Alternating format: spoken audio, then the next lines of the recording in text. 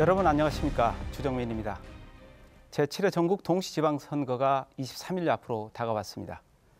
광주광역시장 선거 대진표가 확정되면서 과연 누가 광주시정을 이끌 적임자인지 관심이 집중되고 있습니다. 그래서 5명의 광주시장 예비후보 가운데 오늘 이 시간에는 더불어민주당 이용섭 예비후보 모시고 비전과 정책을 들어보는 시간을 마련했습니다. 이번 대담 토론은 광주경실련, 전남일보, 광주 CBS, CNB 광주방송 주최로 25분간 생방송으로 진행됩니다.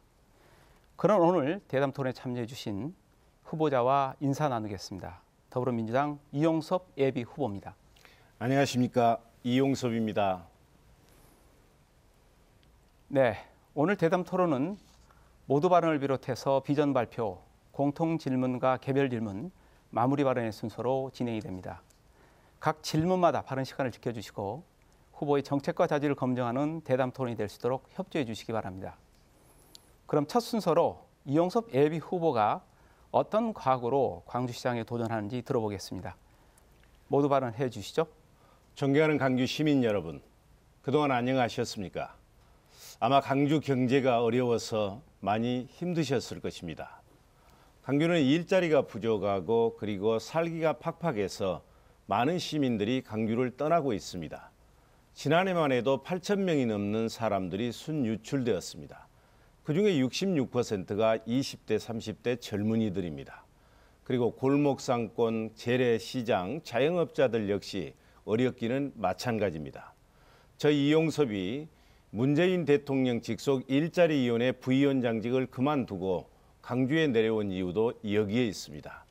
제 고향 광주에서부터 일자리를 만들고 경제를 살려서 떠나는 광주에서 돌아오는 광주로 만들자는 절실한 마음으로 이 자리에 섰습니다.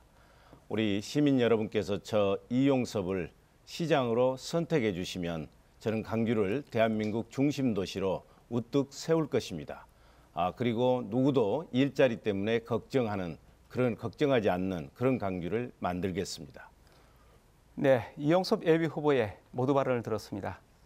선거를 앞두고 광주시장 예비 후보들의 행보도 숨가쁘게 진행되고 있습니다. 이런 때일수록 후보들의 정책과 공약을 꼼꼼하게 따져볼 필요가 있는데요. 그래서 먼저 이용섭 예비 후보가 꿈꾸는 광주에 대한 비전을 들어보도록 하겠습니다. 말씀해 주시죠. 제가 꿈꾸는 광주의 비전은 정신적 가치와 물질적 부가 함께하는 정의롭고 풍요로운 광주를 만드는 것입니다. 우리 모두가 잘 아는 것처럼 광주는 나라가 어려울 때마다 시대 정신과 대의를 쫓아서 자기 희생을 통해 역사의 물꼬를 바로 돌린 것입니다. 이렇게 광주는 역사적으로 정의로움을 실천했지만 지금 광주의 내부를 들여다보면 많이 달라지고 있습니다. 밖으로는 정의를 외치지만 안으로는 편법과 반칙이 난무하는 그런 분야도 있고, 또 이제 어느 곳보다도 광주 공동체 의식이 살아있는 곳이 광주였는데 지금은 분열과 갈등이 심화되고 있습니다. 광주에서 정의로움과 통합적 공동체 의식을 복원시키는 것이 저는 새로운 시장이 해야 될 중요한 일이라고 생각을 합니다. 제가 광주시장이 되면 선하고 가슴 따뜻한 사람들이 강해지는 사회, 원칙과 정도를 지키는 사람들이 우대받는 사회, 변화하고 혁신하는 사람들이 성공하는 그런 사회를 만들 것입니다. 또 하나 이제 광주는 새로운 사명을 안고 있습니다. 광주는 정의롭다는 이유만으로 잘 살아야 합니다. 정의로운 도시가 잘 살아야 역사가 도덕적 교훈을 줄 수가 있습니다. 정의로운 도시가 잘 못 산다면 누가 나라가 어려울 때 분연히 일어서겠습니까? 이것은 마치 독립군 후예보다 친일파 자손들이 더 잘 살게 되면 누가 나라가 어려울 때 나라를 위해서 목숨을 바치겠습니까? 저는 제가 정의롭고 풍요로운 광주를 만드는 데 앞장설 것입니다. 악화가 양화를 구축하는 일이 없도록 정의를 세우는 일에, 풍요로움을 세우는 일에 앞장서겠습니다. 예, 이제 본격적인 대담 토론에 들어가도록 하겠습니다. 먼저 공통 질문을 드리겠습니다. 광주광역시에 산재한 여러 현안들이 많습니다. 그중에서도 이용섭 예비후보가 생각하는 최대 현안은 무엇이고 어떤 부분을 중점적으로 추진할 계획이신지 말씀해 주시기 바랍니다. 강주가 해결해야 될 현안 과제들은 참으로 많습니다. 도시철도 2호선은 어떻게 건설하고 군공항은 어디로 옮기고 그리고 송정역 복합 환승센터 문제, 어등산 관광단지 조성 문제, 그리고 광주역 문제 이런 현안들이 참으로 많습니다만 그래도 저는 강주에 있어서 가장 중요한 문제는 일자리를 창출하고 강주 경제를 살리는 거라고 생각을 합니다. 2012년부터 한 해도 빠지지 않고 강주 인구가 순유출되고 있습니다. 그것은 우선 일자리가 부족하기 때문입니다. 우리가 일자리의 양을 나타내는 지표를 고용률이라고 하는데 대한민국의 평균은 고용률이 66.6%입니다. 근데 우리는 63.8%밖에 되지가 않습니다. 또 강주의 소득 역시 대한민국 평균의 70% 수준에 불과합니다. 대한민국의 1인당 국민소득은 한 3,200만 원인데 우리 강주는 2,200만 원밖에 되지가 않습니다. 이러다 보니까 이제 강주에서 많은 분들이 떠나고 있는 겁니다. 그리고 남북관계가 지금 봄바람이 불고 있습니다. 이 남북교류가 계속 이제 깊어지고 좋아지면 국가적으로는 매우 바람직한 현상이지만 강주 입장에서는 기회이자 위기적 요소라고 저는 생각을 합니다. 이제 남북교류가 진행되게 되면 한반도 남녘의 최남단에 있는 강주는 지리적으로 불리할 수밖에 없고 또 이제 북한의 경우에는 인건비가 매우 싸기 때문에 일자리가 북한으로 옮겨갈 수가 있습니다. 그래서 우리의 각별한 준비가 필요하다고 생각을 하고요. 저는 좋은 일자리 창출만이 강주가 직면하고 있는 저성장 문제, 양극화 문제, 그리고 시민들의 삶의 질 저하 문제를 해결할 수 있다고 생각을 합니다. 그래서 좋은 일자리 창출이 최고의 성장 정책이고 복지 정책이라고 생각을 해서 여기에 역점을 두고 있다는 말씀을 드리고요. 제가 시장이 되면 이제 강주의 고용률은 현재 63.8%에서 선진국 수준인 70%대로 올릴 것입니다. 그리고 1인당 국민소득 역시 전국 평균 수준 이상으로 올리게 되면 그야말로 강주 시민들이 행복한 강주 그리고 떠나는 강주에서 찾아오는 강주, 돌아오는 강주로 전환될 것이라고 저는 믿습니다. 네, 말씀 잘 들었습니다. 예. 네, 이어서 두 번째 공통 질문을 드리겠습니다. 예. 최근 금호타이어 해외 매각과 삼성전자 주요 생산 라인의 해외 이전으로 지역 제조업이 흔들리고 있습니다. 예. 이는 앞에서 말씀하신 일자리 문제로 이어지고 있습니다. 광주 지역 일자리 창출을 위한 구체적인 정책이나 방안이 있다면 말씀해 주시기 바랍니다. 예. 이명박 박근혜 정부에서 21차례의 일자리 정책을 발표했습니다. 그런데도 여전히 청년들의 일자리 사정이 좋아지지 않고 있습니다. 그것은 실효성 없는 정책들을 백화점식으로 나열했기 때문에 그렇습니다. 그래서 저는 강주의 일자리 정책은 발상을 전환해서 특단의 대책을 발표해야 된다 해서 지난 3월 7일 날 일자리가 넘쳐나는 강주 만들기 10대 공약을 제가 발표를 했습니다. 내용이 많기 때문에 오늘은 그중에서 중요한 내용 몇 가지만 말씀을 드리겠습니다. 우선 문재인 정부에서는 공공 부문에서 일자리 81만 개를 창출한다고 얘기했습니다. 그러니까 국민의 생명과 재산을 지키는 안전 분야, 그리고 국민들의 삶의 질을 높이는 보건, 의료, 요양, 교육 이런 분야에서 중앙정부와 협력해서 적절한 수준으로 일자리를 만들어갈 것입니다. 두 번째는 강주에 경제자유구역을 조성할 것입니다. 우리나라에는 8개의 경제자유구역이 있습니다만 강주에는 하나도 없습니다. 잘 아시는 것처럼 경제자유구역은 세금도 감면해주고 규제도 완화해서 애국의 자본을 가져오고 애국의 선진 기술을 가져오자는 것입니다. 그래서 저는 빅그린 산단, 도시첨단 산단, 강주역, 강주 군공항을 연결해서 그야말로 미래 산업과 국제 관광도시에 특화된 이런 이제 경제 자유구역을 만들어서 12조 원 규모의 뉴딜 정책을 시행하게 될 것입니다. 그러면 여기에서 많은 일자리가 나오게 될 것입니다. 또 하나는 우리는 일자리를 만드는 것도 부족하지만 일자리의 미스매치, 그러니까 구인 기업과 구직자 간에 이게 불일치가 있는 문제입니다. 그래서 지자체 최초로 제가 인공지능을 이용해서 구인 기업과 구직자 간의 잡 매칭 시스템을 도입할 것입니다. 이렇게 되면 강주에서 일자리 미스매치로 인한 실업은 발생하지 않을 것입니다. 그리고 강주시정을 일자리 중심으로 완전하게 바꾸겠습니다. 시장 직속으로 일자리위원회를 두고 그리고 예산을 집행할 때는 그 예산이 얼마나 일자리에 기여하는지 고용영향평가를 할 것입니다. 그리고 각 분야 공공기관을 평가할 때 일자리 지표를 중요한 지표로 활용을 하겠습니다.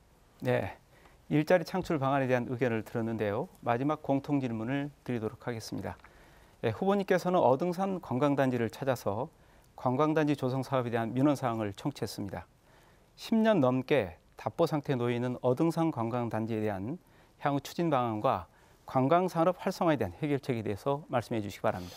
그렇습니다. 제가 지난 5월 8일 날 전문가들과 함께 어등산 현장에 가서 문제점과 앞으로 대책, 개선 방향을 샅샅이 점검을 했습니다. 지금 말씀하신 것처럼 어등산 관광단지 조성 사업은 2004년 그러니까 14년 전에 1차 민간사업자 공모를 시작했는데 14년이 지난 지금에도 답보 상태에 있으니까 참으로 안타깝고 문제가 있다 이렇게 생각을 합니다. 저는 우선 이제 강주가 부족한 관광자원 인프라를 확충하고 관광산업을 활성화하기 위해서 어등산 관광단지 조성 사업은 조속히 재개돼야 된다 하는 게 제 입장입니다. 그런데 이제 잘 아시는 것처럼 어등산 관광단지 이 사업은 총 83만 평인데 이게 세 분야로 구성이 됐습니다. 우선 첫 번째 분야는 골프장입니다. 이게 한 47만 평 정도 됩니다. 이건 지금 정상적으로 골프장이 운영이 되고 있고 그 다음이 경관녹지인데 23만 평이고 이것도 이제 경관녹지를 조성하면 됩니다. 지금 문제가 되고 있는 것은 유원지 12만 6천 평입니다. 원래 이제 문제는 이 유원지에는 공공 편의시설이 들어가고 숙박시설이 들어가고 상가시설이 들어가고 또 휴양문화시설이 들어가는데 이제 여기서 문제가 된 게 뭐냐면 상가시설이었습니다. 그러니까 상가시설이 처음에는 7,300평 정도 할애를 하려고 했는데 이제 마땅한 사업자가 나타나지 않으니까 이걸 43,000평으로 늘린 겁니다. 근데 이제 43,000평으로 늘리게 되면 어등산 주변에 있는 자영사업자들의 상권에 막대한 피해를 가져오기 때문에 여기에 이제 반발이 많았던 것입니다. 그래서 다시 강주시에서 이 43,000평을 7,300평으로 줄여가지고 민간사업자 공모를 시행을 했습니다. 이번에 이제 한 개 업체가 공모에 응모를 했고요. 지금 단계는 과연 이 업체가 이 사업을 수행할 수 있는 능력을 가지고 있는 것인지, 두 번째는 여기에서 제출한 사업 계획이 국제 관광도시 사업에 기여할 수 있는지를 검토를 하고 있습니다. 저는 제가 시장이 되면 바로 이 상가시설이 주변에 있는 중소상인들 거기에 부정적 영향을 미치지 않고 지역 상권에도 나쁜 영향을 미치지 않고 그리고 또 강주 재정에도 부작용이 없는 범위 내에서 조속히 이걸 추진해서 관광산업 활성화에 기여할 수 있도록 그렇게 하겠습니다. 네, 공통 질문에 대한 답변을 마쳤습니다. 이제 개별 질문을 드리도록 하겠습니다. 첫 번째 개별 질문입니다. 이용섭 예비후보께서는 민생 현장 투어의 첫 행보로 광주 청년 창업 지원센터인 아이플렉스 광주를 방문했습니다. 그곳에서 대한민국 최고의 창업 인프라 구축과 함께 청년 창업의 성공 모델을 제시하겠다고 약속을 했습니다. 첫 행보로 청년의 관심을 쏟는 이유가 무엇인지 말씀해 주시기 바랍니다. 제가 답변 드리기 전에 시청자 여러분께 죄송한 말씀을 드리겠습니다. 이게 때 아닌 이 감기 몸살에 걸려가지고 목소리도 지금 변질이 되고 그리고 이제 물을 제가 지금 많이 마시는 그런 결례를 범하고 있습니다. 널리 용서해 주시기 바라겠습니다. 답변 드리겠습니다. 청년 실업 문제가 매우 심각합니다. 우리나라의 청년 4명 중 1명은 실업자라 할 정도로 청년 문제가 심각합니다. 이토록 청년 문제가 심각한 것은 여러 가지 복합적인 요인이 작용하지만 가장 중요한 것은 여기에 있습니다. 그러니까 91년부터 96년 사이에 태어난 아이들을 우리가 에코붐 세대라고 얘기를 하는데 그때가 이제 출산율이 꽤 높았습니다. 1년에 한 72만 명 정도 태어났으니까요. 근데 그 아이들이 지난해부터 2021년까지 노동시장으로 진입을 하게 됩니다. 그러니까 25살부터 이제 29세에 해당되는 것이죠. 그래서 지난해만 해도 한 8만 명이 늘었고 문재인 정부가 끝나는 2021년까지 약 한 39만 명이 늘어나게 됩니다. 그래서 지금이 청년 일자리 정책의 골든타임이다. 지금 제대로 된 청년 대책을 강구하지 않으면 호미로 막을 일을 가래로도 막지 못한다 하는 이런 심각한 인식을 하고 우리가 청년 일자리 대책에 대처하고 있고 저도 노력하고 있다는 말씀을 우선 드리겠습니다. 그럼 이제 4차 산업혁명 시대에 일자리를 많이 만들고 강주가 발전하기 위해서 가장 중요한 것 하나를 꼽으라면 저는 청년 창업이라고 생각을 합니다. 제가 이제 아이플렉스를 방문한 것도 이 아이플렉스가 청년 창업을 지원하는 공간이기 때문에 그렇습니다. 중국에서는 1년에 약 한 700만 명이 대학을 졸업한다고 그럽니다. 그럼 이 중에 한 300만 내지 350만 명이 창업 쪽으로 갑니다.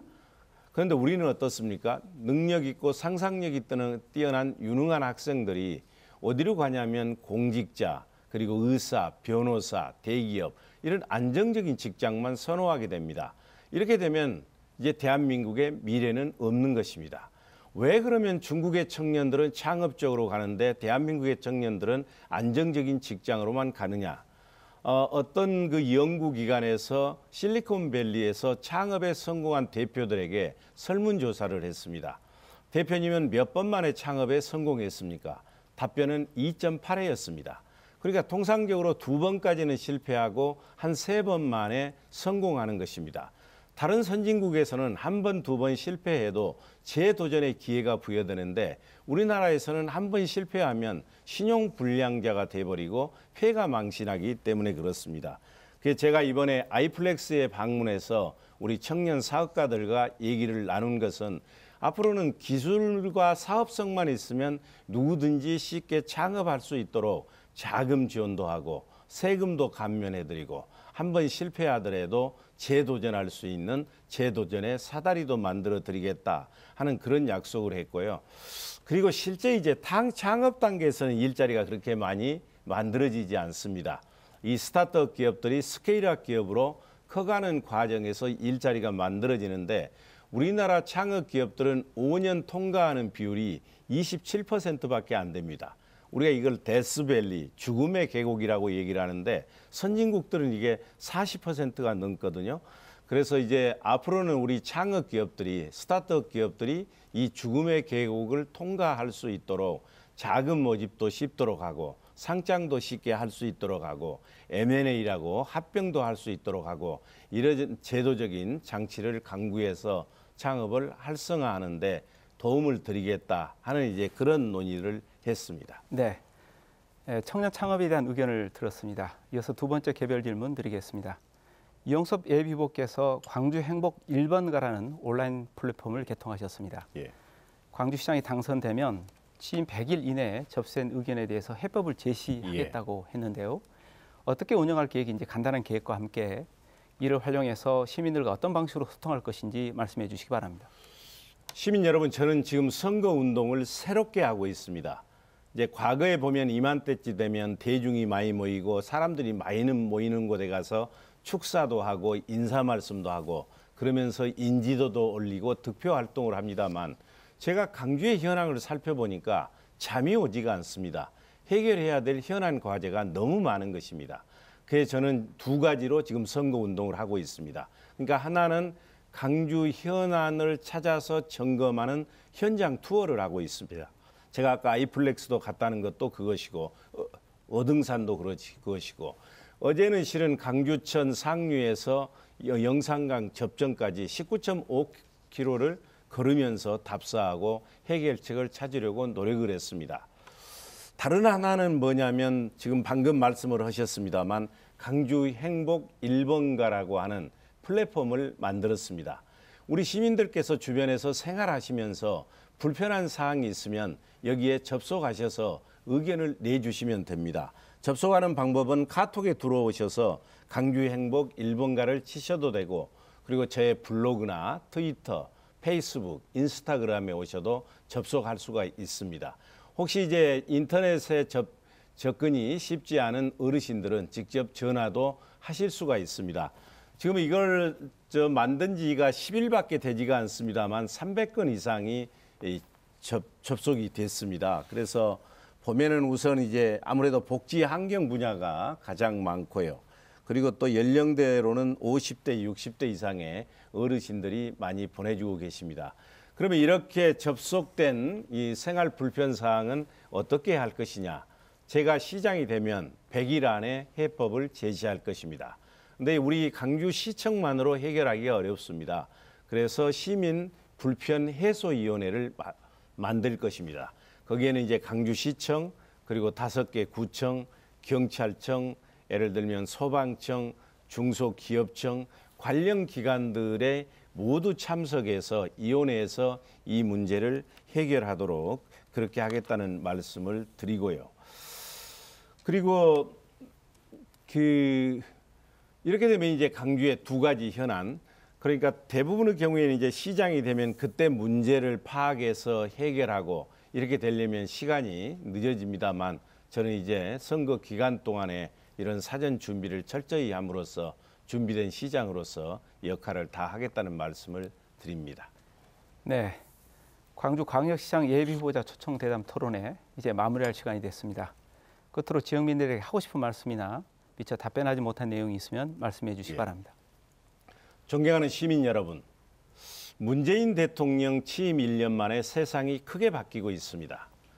일촉즉발의 이기로 치닫던 한반도에 평화의 봄바람이 불고 있습니다. 보수 정권 10년의 적폐를 청산하고 대한민국을 나라다운 나라로 바꾸어가고 있습니다. 강주도 마찬가지입니다.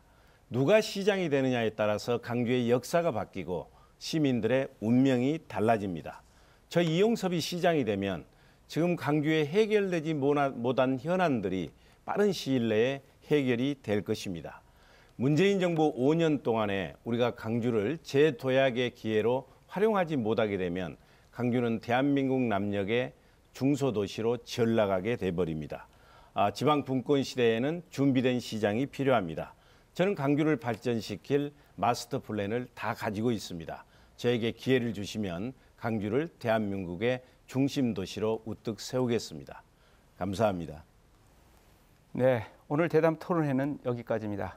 선거운동으로 바쁜 일정 가운데 여기 나와서 의견을 주신 이용섭 예비후보 감사합니다. 감사합니다. 네, 6월 13일 제7회 전국 동시지방 선거일이 다가오고 있습니다. 광주에 열심히 일하게 될 일꾼을 뽑는 날인데요. 오늘 대담 토론이 유권자 여러분의 후보자 선택에 많은 도움이 되셨기를 바라겠습니다. 광주광역시장 예비후보자 초청 대담 토론회 여기서 마치겠습니다. 함께해 주신 여러분 고맙습니다.